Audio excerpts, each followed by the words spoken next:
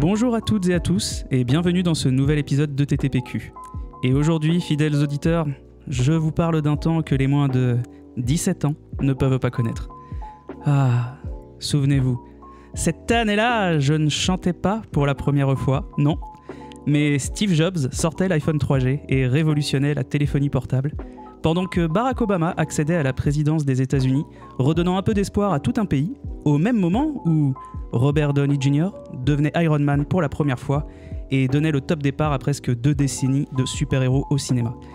Pendant ce temps, dans l'Hexagone, la télévision française passait le cap de la HD et nous permettait de découvrir Joséphine Ange Gardien en haute définition, et Danny Boone nous souhaitait la bienvenue chez lui, créant un véritable raz-de-marée dans le cinéma français, éclipsant même Heath Ledger et son interprétation du Joker.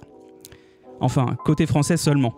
Mais nous reviendrons sans aucun doute sur le cas du Dark Knight de Nolan, puisque visiblement, j'aurais beau me battre, nous ne ferons jamais de film Spider-Man dans ce podcast. Enfin, tout ça pour vous dire que oui, 2008, c'était quand même la folie. Et là, vous vous dites sûrement, bon, il est gentil le garçon, mais il va peut-être falloir conclure son voyage dans le temps et surtout arrêter de nous parler de super-héros. Et vous savez quoi ? Vous avez raison. C'est pourquoi aujourd'hui, pas de super-héros ni de blockbuster démesurément cher à l'horizon. Pas même un film récent, vous l'aurez compris. Non, chers auditeurs, aujourd'hui nous partons en voyage dans une Inde asphyxiante de réalisme afin de découvrir les coulisses de l'émission phare du pays. Je parle bien sûr de Qui veut gagner des millions. Je préfère calmer votre excitation tout de suite, non. Pas de Jean-Pierre Foucault au casting, et oui, c'est peut-être ça le plus gros point faible du film. Mais rassurez-vous tout de même, ce n'est pas non plus Camille Combal qui sera aux commandes. Et puis, de toute façon, ce n'est pas le sujet principal de notre film du jour, puisque de l'émission culte, nous ne verrons que quelques moments importants. Et oui, bonjour le chat, et oui, pas besoin d'utiliser de Joker, vous l'aurez compris, c'est bel et bien le film Slumdog Millionnaire auquel nous allons nous intéresser aujourd'hui. Un film réalisé par Danny Boyle, rien à voir avec Danny Boone donc, et sorti la même année en 2008. Et même s'il a fallu attendre le début de l'année fiscale 2009 pour le voir dans les salles françaises, nous resterons sur une sortie en 2008 parce que oui, c'était plus facile pour écrire l'édito. Ah, je vous le dis, je suis pas bien compliqué. Mais assez perdu de temps car de toute façon je n'ai plus rien à raconter. Si ce n'est pas mon meilleur papier, mais que voulez-vous, je ne suis que peu de choses quand il s'agit d'écrire sur un autre sujet que les super-héros. Mais comme Jamal, le principal protagoniste de ce conte de fées moderne, je ne perds pas espoir et continue de me battre pour vous apporter l'édito que vous méritez. Et cela pour tous les épisodes dont j'aurai la charge. En tout cas, une chose est sûre, contrairement à Jamal, je ne serai toujours pas millionnaire à l'issue de cet épisode. Alors, ne perdons pas plus de temps et jouons à Qui veut écouter notre podcast. Générique, mon Guillaume.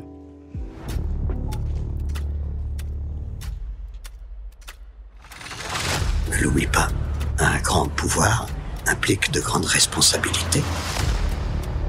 Ouh, c'est un bingo! Mais qu'est-ce que vous voulez que ça me foute vos conneries?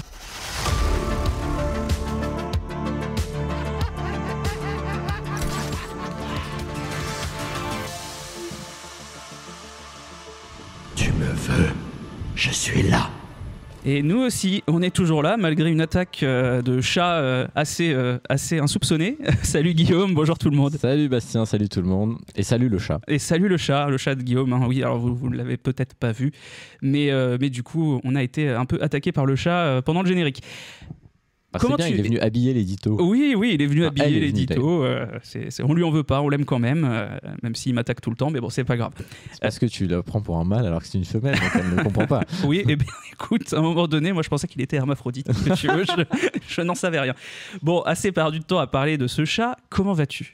Bah écoute, ça va très bien, toujours bien quand on enregistre un nouvel épisode. Je suis bien d'accord avec toi. Et bah moi pareil, hein, ça va très très bien.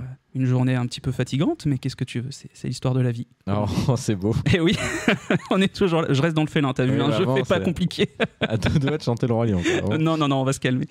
Bon, alors aujourd'hui, on va vous parler donc de Slumdog Millionnaire, le pouilleux millionnaire chez nos amis québécois. Oui, absolument. Au revoir. Sachant que Slumdog Millionnaire, si tu le traduis, ça veut plutôt dire chien de bidonville millionnaire. Oui, voilà. Tout à fait. Un film donc réalisé par Danny Boyle et adapté du livre Les fabuleuses aventures d'un Indien malchanceux qui devint milliardaire. Ah ouais. Ah oui, je savais pas. de son titre original, Q&A. Ah ouais, Une traduction exceptionnelle donc. Une traduction légèrement excessive. À peine. Et donc ça a été écrit par monsieur Vikas Swarup, que je ne connais évidemment pas. Moi non plus. Et sur lequel je n'ai pas fait plus de recherches que ça. Parce que à un moment donné, faut pas déconner. C'est pas nécessaire. Ce n'était pas nécessaire. De toute façon, le film, j'avais pas très envie de lire le livre après avoir vu le film.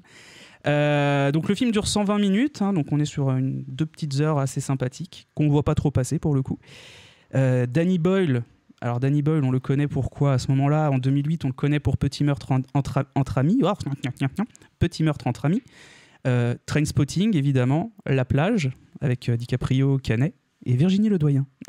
C'est d'ailleurs le film qui a révélé DiCaprio, La plage, si ma mémoire est bonne. Non, il était déjà connu depuis sa jeunesse. C'est vrai, ses jeunes c'est années. pas un des premiers films qu'il a un peu... Non, il avait fait pas mal de films. Je sais qu'il avait fait un film avec Johnny Depp où il était beaucoup plus jeune aussi, adolescent, etc. Bon bah j'arrête de parler. Je pense même que c'est plutôt Titanic qu'il a fait vraiment connaître et exploser en 97. Non, mais... Tu sais, genre un petit succès. Petit succès. Mais tu vois, dans ma tête, ce film c'était avant. Je sais pas pourquoi, j'étais persuadé que c'était bien plus vieux, La plage. Il y a quoi, il y a 11 ans d'écart. Oui, bon, écoute. Bon, allez. Merci à tous. Bonne soirée. Et donc, plus récemment, il a évidemment fait 28 jours plus tard, et là, dernièrement, 28 ans plus tard, du coup. Et 127 heures, un film que tu as vu, je crois. Oui, absolument. Ouais, moi, je l'ai pas vu. Il est bien? Ouais, moi j'en garde un assez bon souvenir. Le concept était pas mal et c'était plutôt bien fichu. C'était adapté d'une histoire vraie, je crois, c'est ça? Oui, absolument, d'un type qui était resté coincé 127 heures du coup entre des parois rocheuses qu'il avait tenté d'escalader dans des conditions de sécurité très sommaires.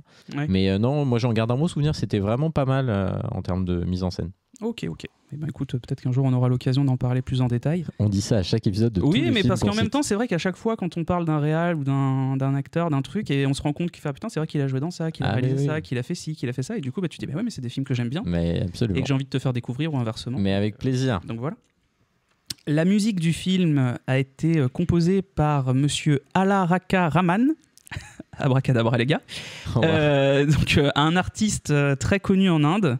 Il a composé les BO de beaucoup des films de ce pays. Et il a du coup retravaillé, et tu vas voir que la boucle est bouclée, avec Boyle sur 127 heures. D'accord. Du coup, après. Et côté Hollywood, c'est vraiment des films plus ou moins connus. Je ne vais pas tous les citer. Il a fait par exemple Thérapie de couple avec Jon Favreau, Jason Bateman et Vince Vaughn.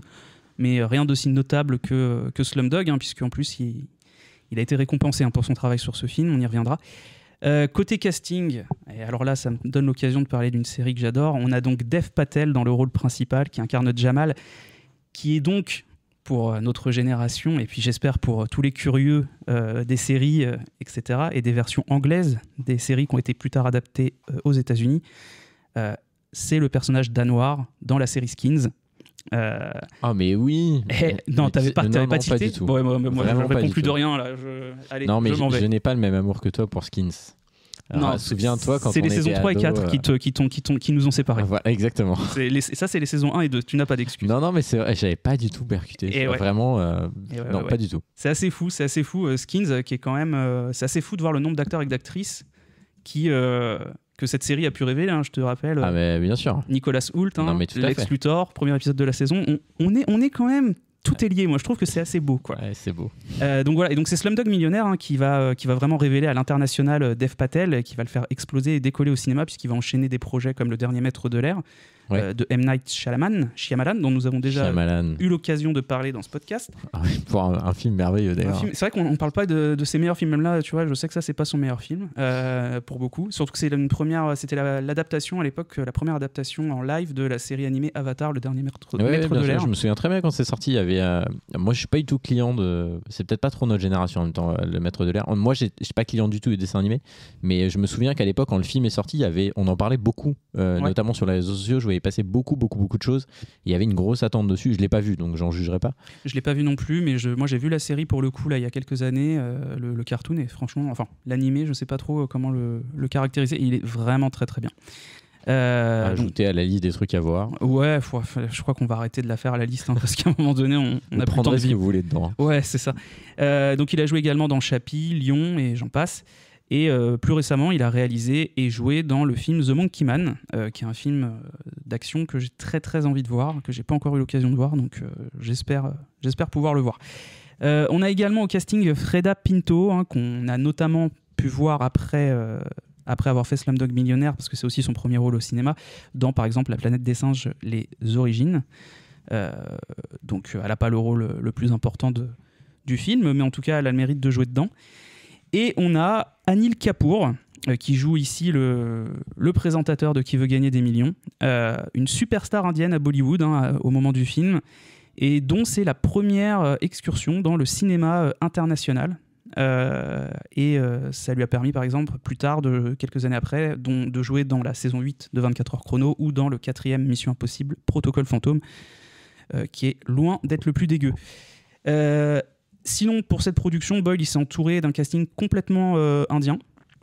Et pour les jeunes acteurs particulièrement, il n'y en a aucun qui a vraiment eu de grosses carrières derrière. Il y a eu justement des petites critiques, des petits problèmes en termes de pauvreté, parce que c'était des enfants qui étaient quand même assez pauvres. On aura l'occasion aussi de revenir sur la pauvreté, puisque c'est quand même bien mis en avant dans le film. Et du coup, voilà.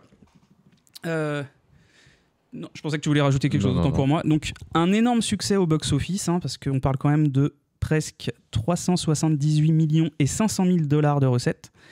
Oui, ce qui est un énorme succès au regard du type de film que c'est. Et surtout au regard du budget dérisoire qui était de 15 millions. Oui. Ce qui en fait à l'époque le 14e plus gros succès de l'année 2008 dans le monde, devant Wanted et l'étrange histoire de Benjamin Button de Fincher, qui lui est 15e.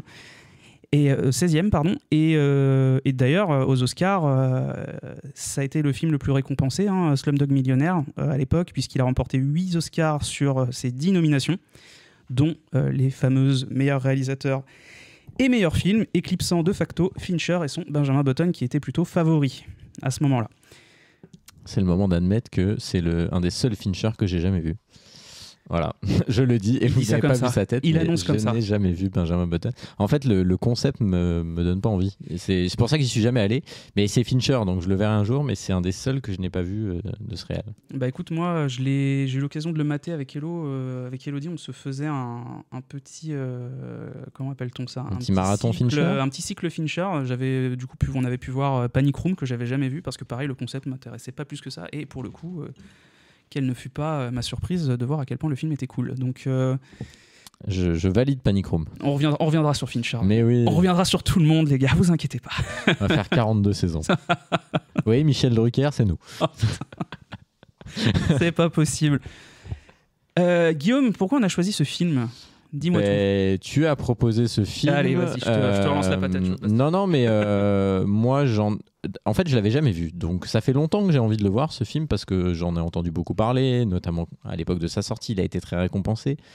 Et en fait, pour être très franc, c'est un film dont je ne connaissais quasiment rien.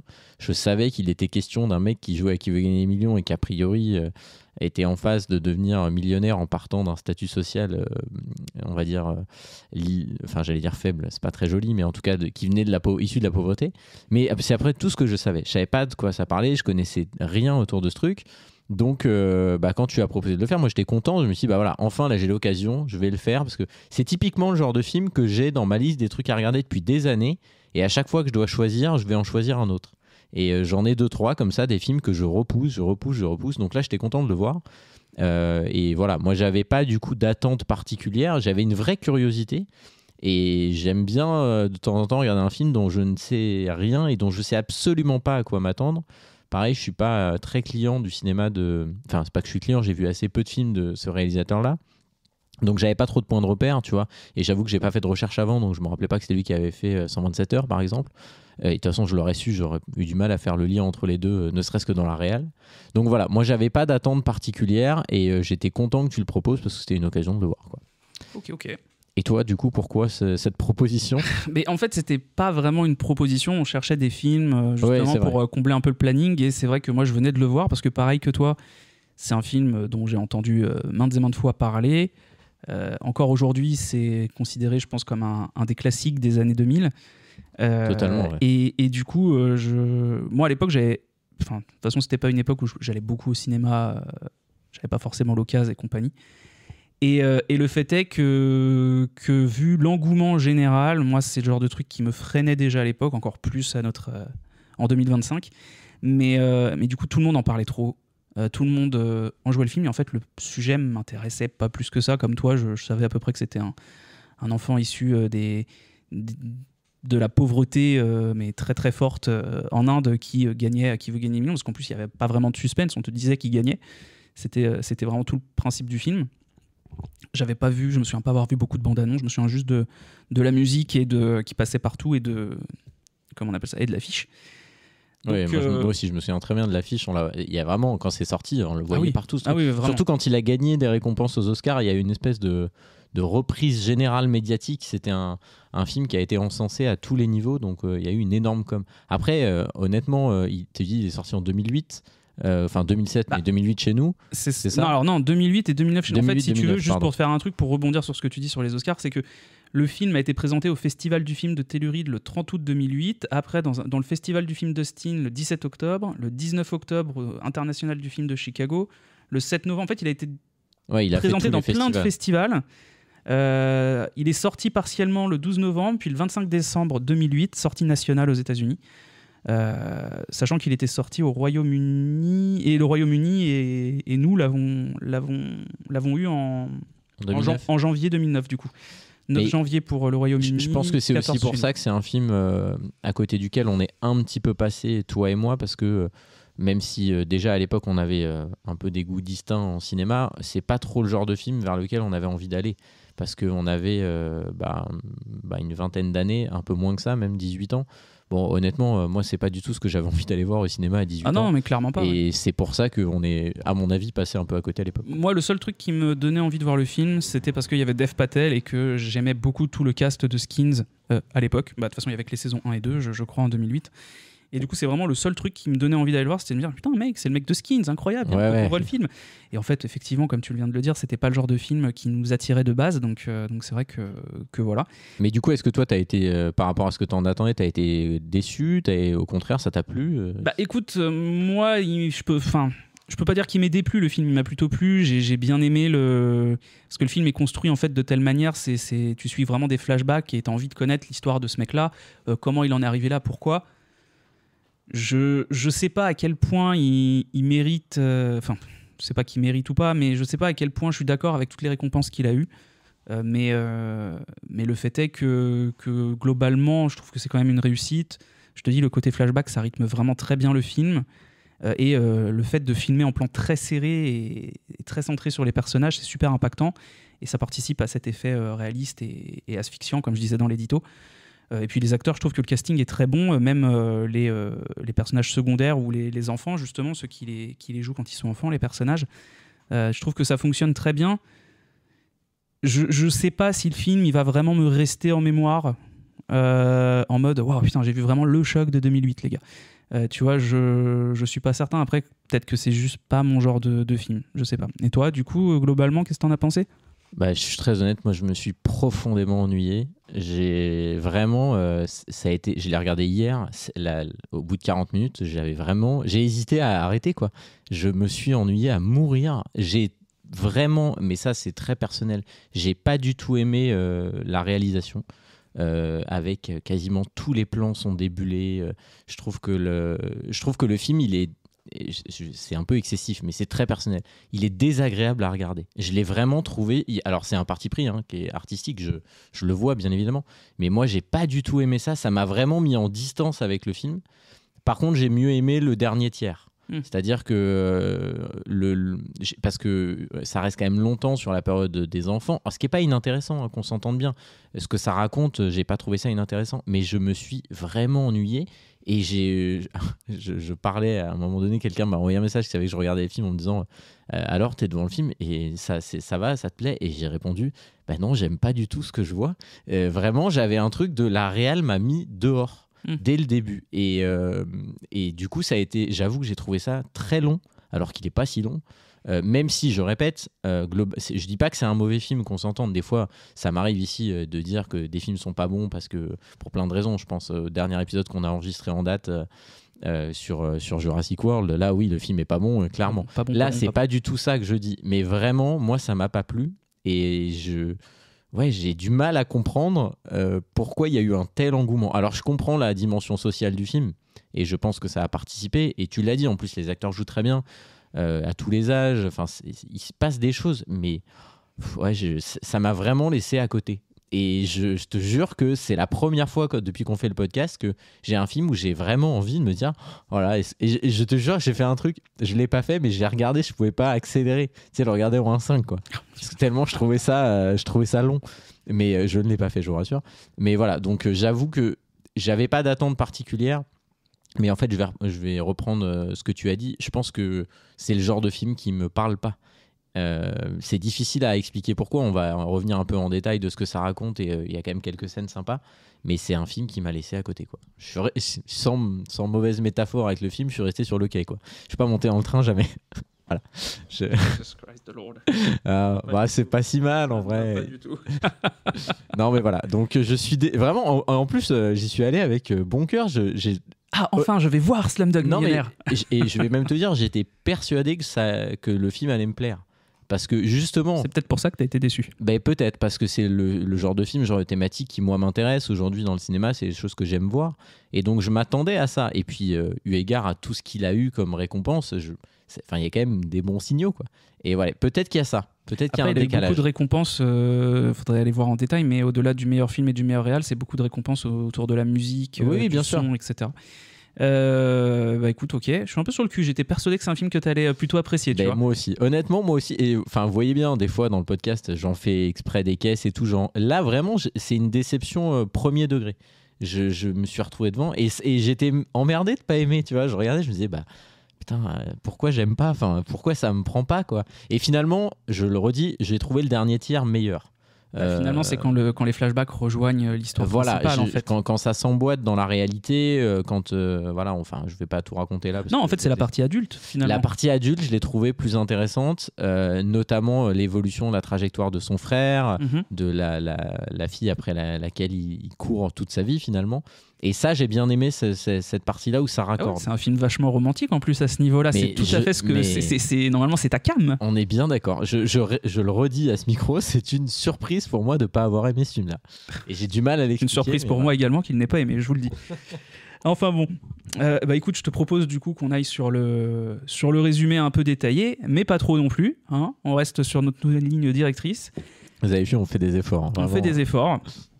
Alors le film commence et déjà on nous pose une question, celle qui va rythmer tout le film finalement. Comment Jamal a-t-il atteint la question à 20 millions de roupies ? A. Il a triché. B. Il est chanceux. C. C'est un génie. Ou D. Est-ce que c'était écrit ? Voilà. Et c'est une belle mise en contexte. C'est une belle mise en contexte étant donné que les 4 réponses en fait vont être un peu via les flashbacks abordées en fait. Ouais, et notamment le côté c'était écrit. Qui je pense est la bonne réponse finalement. Oui, tout à fait. C'est d'ailleurs c'est la réponse qui est donnée dans le générique de fin. Ah oui, c'est vrai, j'avais déjà oublié, mais oui. Et ça finit par la bonne réponse était la réponse D. Oui, évidemment. Mais non, oui, ça pour le coup c'était bien foutu. Et alors, moi déjà, première surprise, suite à cette question qui est sur un fond noir, c'est la première introduction du personnage et la première scène du film, donc le personnage de Jamal, il est en train de se faire interroger / torturé, pour savoir mais comment c'est possible qu'il ait réussi à répondre autant alors que même les plus érudits du pays galèrent à ce niveau.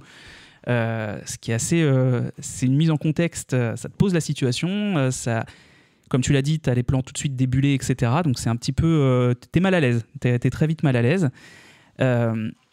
Moi j'avoue qu'au tout début, quand il y a eu je fais une interruption de 2 secondes, mais quand il y a eu cette séquence-là, moi je pensais que au début je comprenais pas qu'il se faisait interroger par rapport à ça. Moi j'avais l'impression qu'il se faisait interroger justement parce qu'il avait gagné grosso modo et qu'on voulait lui soutirer son fric, quoi. Moi aussi, mais après justement c'est suite à ça, en fait, alors ça pose aussi une situation, c'est qu'il vaut mieux pas gagner à qui veut gagner des millions en Inde. C'est surtout ça que le film va nous rappeler tout le long, je le dis tout de suite.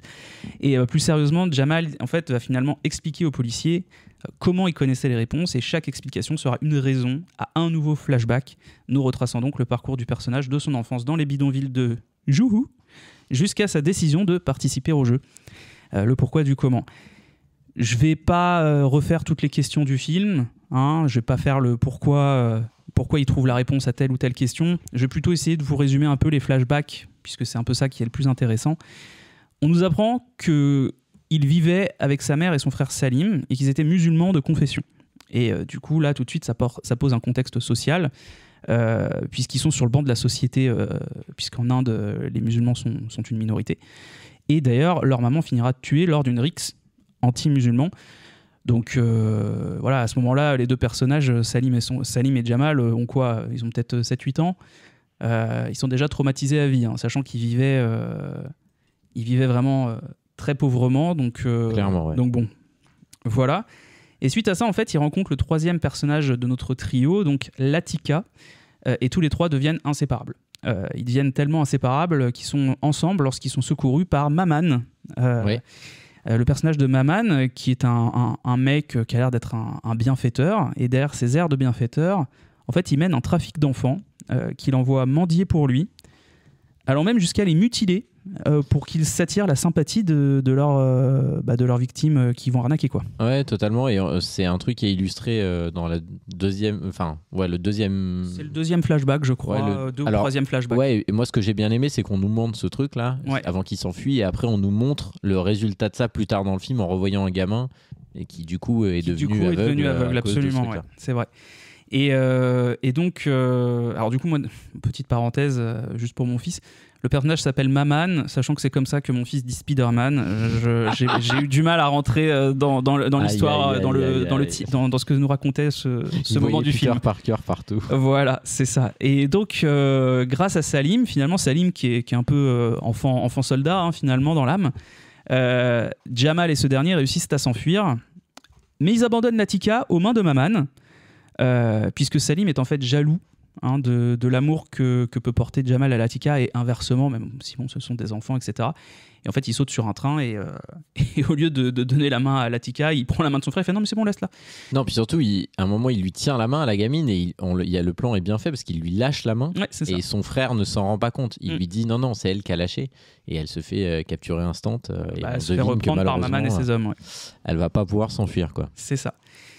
Plusieurs années plus tard, et grâce au montage, on apprend qu'en fait que les deux frères ont grandi en vivant de petits larcins et autres arnaques, car c'est pour eux la seule et unique solution, puisqu'ils sont très pauvres et surtout orphelins, ils n'ont plus de famille, pour qu'ils puissent s'en sortir. Et du coup, finalement, on s'attache quand même à eux.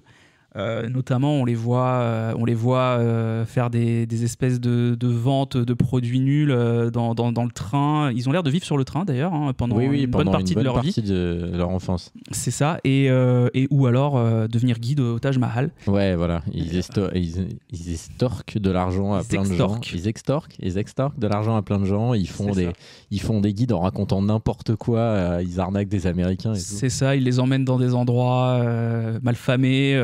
En leur disant mais si, vous allez voir, c'est vachement bien par là, pendant que leur bagnole se fait tirer les pneus, etc. Et puis ils vivent de ces menus larcins. Mais malgré tout ça, Jamal n'arrive pas à oublier Latika. Et non. Et il retourne la chercher avec Salim. Salim qui le suit mais qui a un peu la flemme d'y aller quand même. Et en fait, il la retrouve. Donc ils sont adolescents à ce moment-là, et en fait, elle est sur le point d'être vendue finalement pour sa virginité. Ouais, exactement. Encore un problème. En fait, ça aborde beaucoup de sujets et de thèmes qu'on connaît via les faits divers ou les informations qu'on peut avoir. Ouais, puis en tâche de fond, on a vraiment l'évolution de la société indienne. C'est un des éléments principaux du film. C'est vrai. Et donc, il la retrouve, il la secourt, et en s'enfuyant, Salim, décidément le gangster de la famille, tue Maman. À plus Spider-Man. Il tue Maman. On pense à ton fils, très absolument triste. Et suite à cela, nos trois amis se retrouvent dans un hôtel et finalement Salim se retourne contre son frère et décide, on le comprend, de violer Latika, en fait, tout simplement. Oui, c'est en tout cas, c'est clairement ce qui est sous-entendu. Ah oui, vraiment. Et scène assez forte, et en fait, c'est un peu le moment de bascule du film, puisque là, on a encore une grosse ellipse, et on retrouve Jamal adulte, donc tel qu'on l'a découvert au début du film et dans l'émission. Et donc, des années plus tard, il travaille dans un call center, Donc oui, hein, c'est bien eux que t'appelles quand t'appelles ton service client Bouygues Télécom, Guillaume. Et vu qu'ils passent tous leur temps à regarder qui veut gagner des millions, faut pas s'étonner que t'aies eu autant de problèmes de fibre. Alors maintenant, on fait des rêves, c'est-à-dire qu'on fait des blagues à tiroir. Si vous n'avez pas écouté l'édito de la semaine dernière, vous pouvez pas comprendre cette blague. J'étais obligé. Ça, c'est beau. Donc ouais, non, voilà, ils travaillent dans un call center et en fait, tous les salariés sont absorbés. C'est vraiment, encore une fois, apparemment, et je me suis un peu renseigné, c'est vraiment un phénomène cette émission en Inde, apparemment, en tout cas à cette époque. Et du coup, ils sont absorbés par ça, etc. Et donc, à un moment donné, un salarié dit à Jamal, qui lui est là pour servir le thé, vas-y, prends mon quart, moi je vais aller voir l'émission. Et en fait, il cherche les données clients et il retrouve son frère. Ouais, c'est ça. En fait, il cherche d'abord l'Attica, il la trouve pas parce qu'il y en a je crois qu'il y a genre 26 000 résultats. Ouais, c'est ça, absolument. Et du coup, il cherche le nom et prénom de son frère, et là, il a peu de résultats, il tente d'appeler, et il va finir par tomber sur lui qui va le reconnaître instantanément. Oui, voilà, c'est ça. Ils se reconnaissent tout de suite. Ils se disent bonjour. Jamal donc fout une patate à Salim, évidemment. Oui, parce que la dernière fois qu'il l'a vu, c'était quand même... il le menaçait d'un flingue. Et il violait surtout la femme qu'il aime. Surtout ça, ouais. Et donc, du coup, suite à ça, il lui dit non, mais l'Attica, elle est plus là, machin. Et en fait, évidemment, il ment. Et donc, comment il s'appelle ? Jamal le suit, retrouve l'Attica. L'Attica est l'épouse du chef de Salim, qui est le gros gangster du coin. Et en la revoyant, il découvre qu'elle aussi, elle regarde Qui veut gagner des millions. Et c'est pour ça qu'il décide d'y participer, quoi. Et oui, exactement. Voilà, pour la récupérer et pour lui dire, tu vas voir, je vais gagner et on va vivre bien. Je garde le dernier tiers pour la fin de l'épisode, évidemment. Qu'est-ce que t'en penses jusque-là ? Bon, alors j'ai bien compris que tu t'étais ennuyé, mais est-ce qu'à ce moment-là, déjà, t'as déjà une scène marquante ou les scènes marquantes ou préférées arrivent à la fin pour toi ? Si, évidemment, la scène où son frère se retourne contre lui, c'est quand même assez violent pour lui, donc t'as de l'empathie parce que tu sens bien qu'il fait tout pour retrouver cette nana. Enfin, tu l'as dit, quand il retourne en ville, ils se remettent quand même en danger. D'ailleurs, son frère veut pas y aller au départ. Absolument, oui. Il l'oblige à y aller, donc ça, c'est pas mal. Après, effectivement, moi, j'aime bien le moment où ils se retrouvent tous les deux, là. Les deux frères, ils sont sur un immeuble en construction. Et c'est intéressant parce que du coup, ils voient là où ils vivaient avant et c'est devenu un quartier d'affaires. Et ça, je trouve que c'est plutôt intéressant. Ce sous-texte-là, cette toile de fond-là, moi, je l'ai trouvé intéressante. Et j'aime bien la relation qu'ils ont tous les deux. À partir de ce moment-là, la relation, elle change. Parce qu'en fait, jusqu'à maintenant, il a toujours été le plus petit frère et le plus petit des deux à tous les niveaux. Et là, on voit que les choses se sont inversées. Parce que son frère, lui, s'est enlisé jusqu'au cou dans les conneries. Enfin, je veux dire, il travaille pour un mafieux. On le comprend assez vite. Et surtout, lui, on voit qu'il a réussi à s'en sortir finalement par une voie plus classique, par le travail notamment. Et ça, j'ai trouvé ça pas mal. Après, moi, je voudrais venir sur 2 points. D'abord, je trouve que les séquences d'interrogatoire, moi, je reste un peu étonné entre la différence entre le début, où tu l'as dit, il se fait torturer quand même, il sort la gégène et il l'électrocute, enfin, c'est assez violent. Et après, il subit un interrogatoire normal. Et ça, déjà, je trouve que dans l'ordre des choses, c'est pas logique. C'est-à-dire que je comprends pas pourquoi finalement après, il a droit à un interrogatoire. Franchement, j'allais dire presque pas violent, où on discute normalement. Je trouve que la temporalité est étrange parce que moi ça m'a. C'est bon flic, mauvais flic, quoi. Ouais, mais je comprends pas pourquoi est-ce qu'on commence par ça. Enfin, j'ai trouvé ça un peu bizarre. Et surtout quand on comprend que l'interrogatoire il a lieu pendant l'intervalle des 2 émissions. Là pour moi c'est oui c'est ça, je l'ai pas précisé, mais en gros finalement toutes les scènes d'interrogatoire ont lieu entre la fin de la première émission qui s'arrête juste avant la question finale pour 20 millions de roupies et la nouvelle émission où justement tout le monde le suit et attend que ça. Et moi je vais venir sur un point, alors tu vas dire que c'est anecdotique, mais c'est anecdotique. Mais du coup moi il y a quand même un truc qui m'a un peu gêné, enfin il y a 2 choses. Concernant l'émission. Alors, ça fait 4 choses là, du coup. Parce que je voudrais... mais... Et qui m'ont vraiment gêné, il y a 2 éléments qui concernent l'émission. D'abord, je trouve que les séquences dans l'émission sont plutôt bien faites. Moi, je trouve que le présentateur, ça fonctionne. Ils ont les droits pour le décor, la musique et tout, donc c'est super bien. Mais déjà, je trouve que les questions sont ridicules. Enfin, je veux dire, on y viendra tout à l'heure, mais la dernière question, c'est absurde. Il n'y a pas un monde où c'est la dernière question. Alors, elle est absurde pour nous. Non, mais même globalement, je sais pas. Moi, ça m'a pas choqué. Moi, je trouve que... ça m'a pas choqué. Je suis d'accord avec toi. Je l'ai trouvé très simpliste, surtout que tout le film, on fait des clins d'œil à cette question-là. Mais si tu veux, alors après, j'adore, pour le coup, ça j'ai aimé la mécanique de c'est dans sa vie qu'il a trouvé ses réponses. Parce qu'en fait, tout est là. Oui, c'est un inculte au sens littéral du terme. Il n'a pas été à l'école, il n'a pas eu accès à tout ça, bien sûr. Donc c'est ce qui émet le doute autour de lui. Mais moi, ce qui me pose plus problème au-delà de ça, c'est que la manière dont l'émission est faite, pardon, mais on n'y croit pas du tout. Je veux dire, il a quand même un moment, il va dans les toilettes et le présentateur, ils interagissent tous les deux. Donc il va y avoir, je peux le raconter, c'est vrai qu'à un moment il lui j'allais le dire après, mais vas-y, on y reviendra de toute façon. À un moment, vous imaginez bien, il y a une coupure pub. Donc lui, il va aux toilettes, le candidat, le présentateur aussi. Ils discutent et lui, il est dans la cabine de WC, donc il se voit pas. Et il dit, là, j'ai pas la réponse, quoi. Déjà, dans quel monde ils peuvent parler de ça pendant la coupure pub ? Ça n'a aucun sens, eu égard à ce qu'est l'émission. Alors, je sais, je pinaille, mais je trouve que c'est contradictoire avec tout le reste du film et ça, c'est une qualité, je le trouve crédible, le film. Je trouve qu'il est ancré dans une réalité. Et d'ailleurs, c'est pour ça qu'on a beaucoup d'empathie pour les personnages. Parce que ce qui est montré au début quand ils sont enfants et l'évolution de l'Inde en général, c'est très crédible. Mais l'émission, c'est n'importe quoi. Je veux dire, en plus, à la fin de l'émission, donc il sort, il se fait emmener à l'interrogatoire, mais ça veut dire qu'entre les deux, le gars, il a le temps d'aller faire... ça n'a pas de sens. Une émission de culture G, par définition, si tu laisses au candidat la possibilité de sortir de l'endroit où il l'a fait, il a le temps d'aller chercher des infos. Surtout que, et je finis promis, sur cette séquence des toilettes, à ce moment-là, quand ils font pause, la question, elle est déjà posée. Oui, ce que j'allais dire, c'est ça qui gêne, c'est que la question soit posée. Con.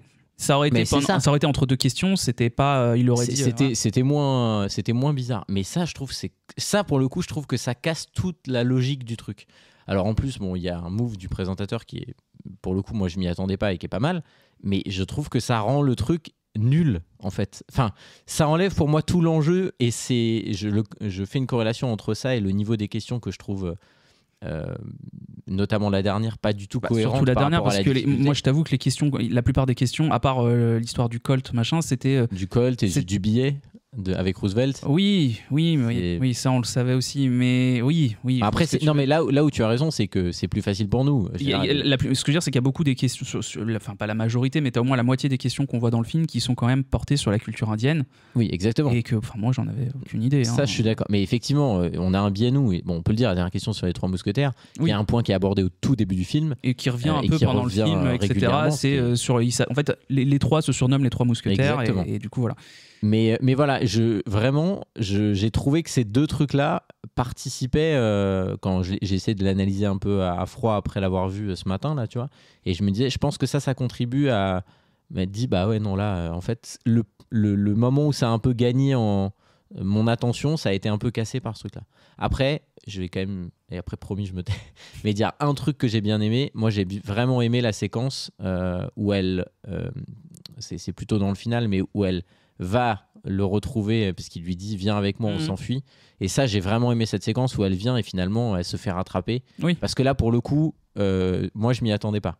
Et là, je me suis dit putain, là quand même, c'est chaud quoi. Le gars, il arrivera jamais. Et ça m'a plu, cette espèce de truc de il réessaye. Et plein de fois, le film te dit mais non, mais là, il n'y arrivera pas. Et ça, j'ai trouvé que c'était réussi. Ok, je dis plus rien. Non, mais je comprends. Bah écoute, moi je vais, pour mes scènes en tout cas, parce que même si tu me le demandes pas, je vais quand même te les donner. Excusez-moi, j'ai bu d'abord. D'habitude, je fais toujours les relances. Non, c'est pas grave. Non, je rigole. Alors, quelles sont tes scènes préférées ? Alors non, moi une scène que j'ai beaucoup aimée, c'est la scène du Taj Mahal. Je trouve qu'elle fonctionne bien, elle est marrante, elle est très drôle. Elle est légère et en fait c'est là que tu te prends vraiment d'empathie pour eux et t'as envie t'aimes bien voir leurs petites conneries, comment ils vivent, etc. Moi, j'ai trouvé que ça fonctionnait vachement bien. Je la trouve bien montée, je la trouve très drôle comment ils y arrivent. C'est-à-dire qu'ils sont là, ils sont un peu paumés, ils ont été éjectés du train comme des cons et du coup, tu te dis comment ils vont s'en sortir. En fait, ils tombent devant le Taj Mahal. Bon, voilà, encore une fois, c'est scénaristiquement improbable, mais on y croit et moi, je trouve que ça marche très bien. Non, mais ça, c'est sympa. Je suis d'accord avec toi, cette séquence-là, elle est bien et c'est drôle, en fait. Oui, bien sûr. C'est un des seuls moments du film où les gamins ont l'air contents. Oui, c'est ça. Et ça, c'est pour ça que je retiens beaucoup cette scène-là, parce que c'est vraiment la seule où tu vois qu'ils sont bien. Parce que c'est pareil, mais les premières fois où quand ils sont petits, Salim, c'est une vraie petite pute avec son frère, faut dire les choses. Oui, mais il est très. il est perfide. horrible, Le truc de l'autographe, là, c'était Non, son mais gamin, c'est il a horrible, c'est l'autographe horrible. de la star de Bollywood absolue et il le vend pour 3 pièces. Pour 3 roupies, surtout qu'en plus, Oui, pour y accéder, surtout qu'il l'avait enfermé dans des toilettes publiques. Donc là-bas, les toilettes publiques, en fait, apparemment, tu chies Oui, c'est des en dessous, cabines, quoi. C'est des cabines suspendues, quoi. Et pour sortir de là, il saute dans la merde en gardant juste la photo à bout de bras. Il est recouvert de... D'ailleurs, anecdote amusante, je crois que cette scène-là, quand l'enfant ressort et qu'il est couvert de matière fécale, ça te fait avec du beurre de cacahuète ou des trucs comme ça. Ça m'étonne pas. Voilà, bon, bref. Mais du coup, moi, pour avoir travaillé dans l'assainissement, j'ai vu cette scène, je fais... Voilà, horrible. Mais juste, je rebondis un peu sur ce que tu disais, moi, sur la fameuse scène où tu te dis, c'est pas crédible, ça m'a sorti du truc, machin. Moi, je l'ai plus vu comme une critique, justement, de la corruption. C'est vrai. En mode... et puis ça rejoint le côté c'était écrit, le destin de ce mec-là, machin. Moi, je l'ai vraiment vu premier degré en mode on va lui mettre des bâtons dans les roues, mais il va quand même y arriver. Et surtout, ouais, voilà, la corruption et le fait que pour eux, dans cette émission, même si elle engrange des milliers de téléspectateurs, des milliers de téléspectateurs, et que tout le monde est accro à cette émission-là, personne n'est censé gagner. Ouais, puisque le premier truc qu'on te dit, c'est mais comment t'as fait pour arriver à ce niveau alors que même les plus intelligents, les plus culturés du pays n'y arrivent pas. Non, et ce qui va en plus dans ton sens, c'est vraiment le présentateur lui dit, quand il le fait arrêter, il dit je veux pas qu'il soit aussi riche que moi. Oui, voilà, tu vois. Non, mais ça a raison. Et pour le coup, c'est vraiment une critique du système de caste, typiquement, tu vois. Mais je pense que c'est toi qui as raison. Mais moi, je sais que c'est moi qui ai raison. Et non, mais voilà. Et du coup, j'ai une autre scène qui me reste en tête, mais celle-là, je la garde pour la fin. Mais alors, comment ça se finit? Quelle relance magnifique. Tout l'enjeu est là. Donc, effectivement, tu l'as dit, la Tika et Jamal sont censés se retrouver. Elle se fait choper et se trouve avec une belle cicatrice. Mais sauf que nous, on sait comment elle a eu cette cicatrice-là, n'en déplaise au Joker. Et quand même juste dire que avant, quand il la retrouve, en fait, on découvre qu'elle vit au crochet du fameux mafieux. Je sais pas si tu t'allais dire. T'étais là, toi, il y a ah, tu l'as dit. Pardon, j'ai raté voilà. cet épisode-là. Autant pour moi. Allez, il s'est pas ennuyé que devant le film, mais aussi pendant l'enregistrement, visiblement.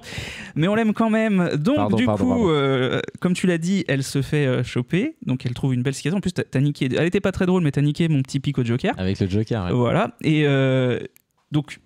J'allais dire, je n'en ai pas parlé, mais même le présentateur essaye de lui mettre des bâtons dans les roues. C'est beau quand même. Puisque c'est suite à une fausse indication de réponse chuchotée par ce dernier lors d'une coupure pub, parce qu'en fait il lui chuchote une mauvaise réponse, à ce moment-là il en reste plus que deux. Il a utilisé le 50-50. Le super moite-moite. Alors c'est marrant parce qu'à un moment donné, vraiment dans le film j'ai fait qui veut gagner de l'argent en masse. J'étais vraiment à fond dedans et j'ai fait putain, ils ont quand même bien réussi leur parodie. Évidemment pensé à ça. Bien sûr. Et donc il lui chuchote donc une fausse réponse pour le 50-50 et lui en fait il comprend que le mec veut l'entuber, donc Jamal il décide de pas suivre son indication et de donner l'autre réponse qui fait qu'il a la bonne réponse en fait. Et c'est là en fait que le présentateur prévient les autorités puisqu'il reste plus qu'une question et on comprend comment on est arrivé au début du film. C'est très drôle parce que moi j'étais assez client de l'émission quand j'étais ado. Quand c'était Jean-Pierre, évidemment. J'ai eu le jeu qui veut gagner 1 million avec Jean-Pierre 3D modélisé. Et moi, je l'ai eu sur DS. Ouais, et il était modélisé en 3D. Moi, j'ai eu le jeu avec Jean-Pierre modélisé et redoublé. Je sais plus s'il jouait à ce jeu de PS2 en émulation. Alors, je sais pas si sur la DS il était modélisé, mais en tout cas, je l'ai eu sur DS. Modélisé, il parle. C'est-à-dire que mais il y avait sa voix, il y avait les musiques. Il y a eu Jean-Pierre qui est venu en studio enregistrer ça pour moi, merveilleux. Et tout ça quand je disais que c'était le point faible du film, c'est qu'il soit pas là, Jean-Pierre. Non, mais clairement. J'aurais adoré qu'il le prenne pour faire le doublage français. Ouais, ça aurait été génial. Enfin, remarque, je sais pas parce que je l'ai vu en VO, mais je crois pas que ça soit lui. Mais non, ça pour le coup, c'est une vraie mécanique du jeu, c'est-à-dire que et la télé faisait ça très bien. Les quelques fois où en France, il y a eu des gens qui sont arrivés à la dernière question, l'émission s'arrêtait toujours à l'avant-dernière, la veille. Il y avait toujours ce truc, sauf que pour le coup à l'époque c'était pas du tout diffusé en direct, donc c'était enregistré dans la foulée parce que là pour le coup ils faisaient en sorte que les gens ne sortent pas pour qu'ils perdent. Mais je trouve que cette mécanique elle est vraiment bien et d'ailleurs on voit bien, ça c'est bien montré aussi la production qui fait signe de attends là gagne du temps pour qu'on coupe et on fasse la dernière question le lendemain, ce qu'ils disent à un moment qu'il y a 90 millions de téléspectateurs. Enfin le truc est énorme quoi. Ouais et puis pour rebondir une dernière fois sur ce qu'on disait sur la fameuse coupure pub là, c'est qu'en plus, même les mecs qui ont les casques, qui gèrent la technique et compagnie de l'émission, ils sont pour Jamal. Et ils disent, putain, il est en train de niquer le présentateur. Ce qui prouve encore que le présentateur, en fait, c'est lui qui gère tout de A à Z. Oui, c'est son émission. C'est vraiment la star. Et compagnie. Voilà. C'est pour ça qu'ils ont très bien choisi le mec, même si c'était pas lui qui était prévu au départ. Et donc, la dernière question porte sur le nom, on vous l'a pas encore dit, hein, mais c'est sur le nom du 3e des mousquetaires. Exactement. De notre Alexandre Dumas national. Et s'il ne connaît pas la réponse, le hasard, le destin, fait que Jamal trouve la bonne réponse après avoir fait un appel à un ami. L'appel à un ami, c'était donc l'appel à Latika parce qu'il voulait savoir si elle était en sécurité.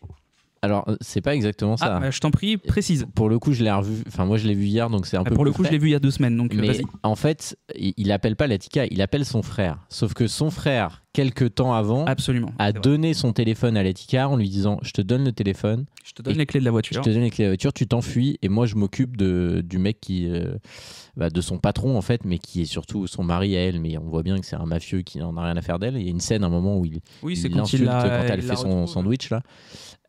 Et donc elle s'enfuit et il appelle et donc la séquence est géniale parce que elle regarde l'émission à la télé en direct et en fait à un moment ça sonne, ça répond pas, il dit vous appelez qui votre frère et elle percute que c'est elle qui a le téléphone, évidemment elle l'a laissé dans la voiture. Ça serait pas drôle. ça. Voilà, et donc il y a tout un truc, mais c'est plutôt bien fait ça, ce truc-là. Ouais. Et effectivement, donc voilà, donc ils remportent la bonne réponse parce que comme on l'a dit, ils se sont surnommés les 3 mousquetaires, mais ils n'ont jamais lu et ils ne connaissent pas le nom des 3 Exactement, mousquetaires. elle lui dit qu'elle sait pas. C'est ça. Et la seule fois où lui, dans un flashback, on le voit arriver à l'école en retard, ils étaient en train de lire dans la classe les 3 mousquetaires, mais lui, Absolument. il n'a pas du tout la référence parce que excusez-moi le micro, il n'a pas du tout la référence parce qu'il est allé, il s'est barré quoi en fait. Oui, Il a et pas été d'ailleurs à quand l'école, il a rentre, arrêté le d'aller à prof l'école. dit voilà enfin les 3 mousquetaires. Voilà. La séquence Et s'arrête ça là. s'arrête là, absolument. Donc la réponse était Athos, hein, si je dis pas de conneries. Non, c'est Aramis. C'était Aramis. Ouais, ce qui donne il donne Athos, Porthos, Porthos et c'était Aramis, je c'est savais Aramis, plus. en réponse A d'ailleurs. Et donc Jamal trouve la bonne réponse et remporte donc le pactole, donc 20 millions de roupies. À savoir, j'ai regardé, Moi aussi. j'ai trouvé 193 919 euros C'est quand et même- 40 centimes. c'est fou. Moi, je pensais C'est pas que la hallucinant, monnaie était. c'est hallucinant. Et donc, C'était peut-être un petit peu. Je sais pas si c'était plus haut à l'époque. J'en sais rien. c'est une bonne question, ça, je sais pas non plus. Et donc finalement, il se retrouve avec Latika. Elle a donc été relâchée par Salim, qui s'est trouvé une rédemption en se sacrifiant pour qu'elle puisse partir.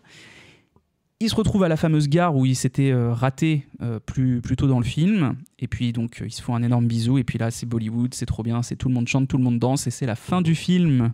Voilà. Exactement. Non, moi je trouve que la séquence finale elle est pas mal parce que du coup il retourne dans cette fameuse gare. Alors il est assis par terre, il a l'air d'être en dépression complète et puis finalement elle finit par arriver. Et alors pareil, il y a un truc, là j'ai pas de théorie parce que je me suis pas renseigné dessus, mais j'ai trouvé intéressant, c'est que elle, on la voit à plusieurs reprises évidemment, Latika, et on la voit souvent voilée dans le film. Elle a un voile sur les cheveux dans pas mal de scènes, et notamment dans celle-là, et lui quand il la retrouve, à ce moment-là, il lui enlève son voile. Ce qui permet on comprend, moi en tout cas c'est comme ça que j'ai compris, que le voile lui permettait de cacher un peu sa cicatrice. Parce qu'elle a une énorme cicatrice sur la joue. Oui, suite à comment elle Et s'est du fait coup, quand rattraper. lui ouais. il la retrouve, le premier truc qu'il fait, c'est qu'il lui enlève et il passe sa main sur son visage comme pour J'ai lui dire. Pas le souvenir qu'elle ait beaucoup le voile dans le film, à part ce Elle moment-là, l'a, moi. il y a quelques scènes où elle l'a. Ok, autant pour moi. Il n'y en a pas 50, mais notamment la première fois qu'il arrive à la maison, il la voit de l'extérieur. Tu sais, elle est sur, lui, Elle est il sur au son portail. balcon et tout. Non, elle a pas le voile là. à ce Si, moment-là. quand elle est à l'extérieur, elle l'a. Déjà, tu te calmes. Moi, je te dis Je qu'elle suis sûr à 90%. Eh qu'elle ben, à 99%, je te dis qu'elle l'a allez, pas. bon, bah, vous irez vérifier. Non, mais voilà, j'ai bien aimé ce côté un peu. Enfin, c'est du symbolisme, mais bah voilà, il lui dit ça y est, maintenant tu n'as plus besoin de te cacher entre guillemets parce qu'on va se retrouver et ça laisse entendre qu'ils vont partir très loin de cet endroit-là.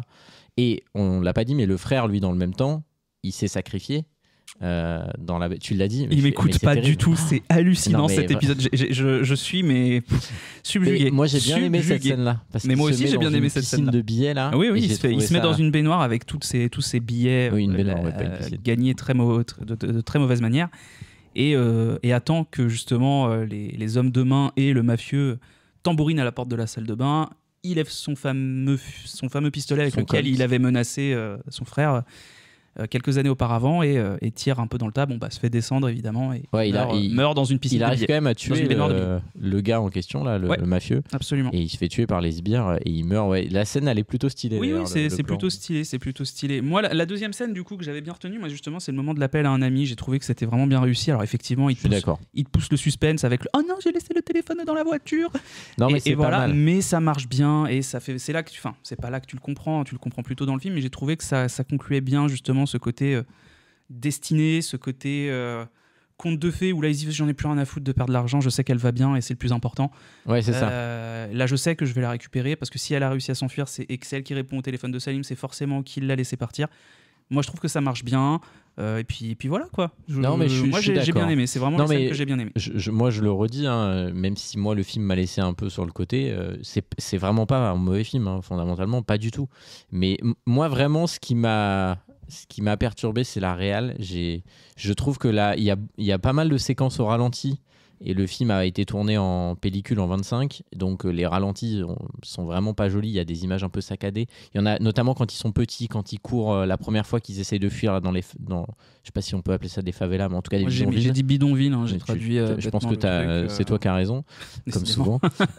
Et je trouve en fait, je trouve que la réelle, elle est brouillonne. Alors, je pense qu'il y a une volonté aussi de retranscrire ce qu'est l'Inde, c'est-à-dire ce côté. Il le dit, tu l'as dit en l'édito, c'est un truc étouffant. L'Inde est connue pour être un pays qui est justement où il y a énormément de monde et surtout dans ces zones-là qui ont longtemps été dans des niveaux de vie très très bas eu égard à l'hygiène, à l'environnement, etc. Et je pense que ça participe à mettre ça, parce que quand tu débules un plan, l'idée c'est de créer un malaise. Donc je pense que c'est ça l'idée.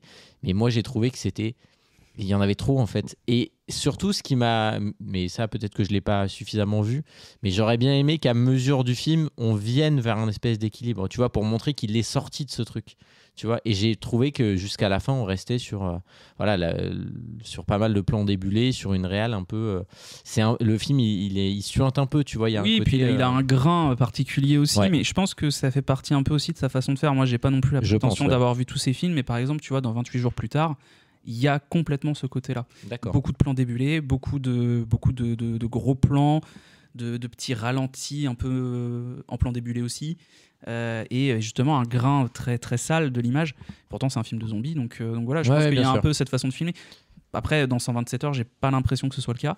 Mais je me souviens pas de ça, non. Moi j'ai un souvenir. Mais en tout cas, si t'as pas aimé cette façon de filmer et tout, moi je te propose qu'on fasse un film un de ces jours dans le podcast. Je le propose en live comme ça.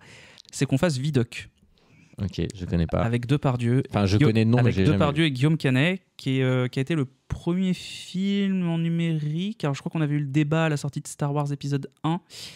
Star Wars épisode 1, c'est le premier film qui a eu une scène entièrement tournée en numérique. Voilà, c'est ça. C'est le premier film entièrement tourné en numérique, si je te dis pas de conneries. Je crois que c'est un film français, c'est peut-être celui-là. Il me semble que c'est celui-là. Et pour le coup, c'est un film extrêmement sale et très agressif pour la rétine. Donc je te propose qu'on le fasse un de ces quatre. Alors pas tout de suite évidemment, mais en tout cas je le mets de côté parce que moi c'est un film que j'aime beaucoup, même s'il a énormément de défauts, notamment Guillaume Canet. Mais du coup voilà, on y reviendra.